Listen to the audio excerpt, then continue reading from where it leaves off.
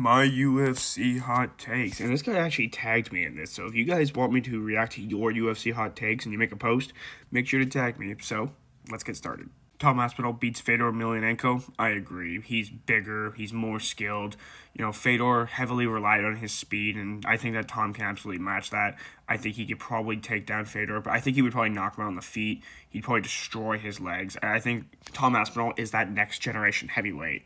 Leon isn't washed, he's just bad on the ground. I would say that Leon's style is mostly a point fighter style. I don't think he's bad on the ground, but Bilal Muhammad, Sean Brady, these guys are better grapplers than Leon Edwards. But I wouldn't say Leon's a bad grappler. I would just say that he just is a very technical point fighter, and people mistook him as this absolute machine knockout artist with his head kick knockout over Kamaru Usman, but he was never that guy.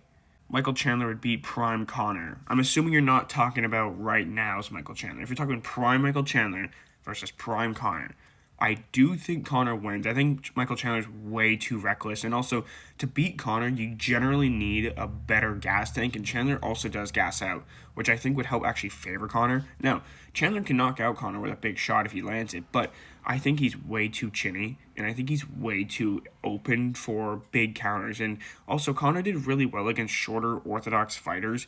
And I think that Michael Chandler would play right into Connor's hands. Prime Dustin could win against Ilya, or at least give him the hardest fight of his career. I can see what you're saying, both heavy boxing styles. Dustin's a little bit more of a kicker. Ilya's probably got some better head movement. Dustin does get hit a lot, and I do think that Ilya would win mostly because Dustin does get hit a lot at times. I think he would show his toughness and his durability, but I also think that Ilya's power is just something that Dustin hasn't really faced, unless it's against someone like even Conor McGregor.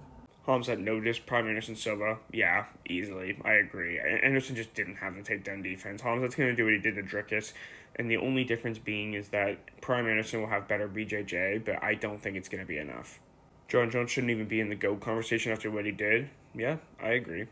Leon is more boring than Bilal. Yeah, I can see it. Leon does not do a lot in fights, and what's funny is that he's predominantly a striker, but yet he'll still point fight with you, even with guys like Colby, who made fun of his dad. At least Bilal will try to push the pace on you.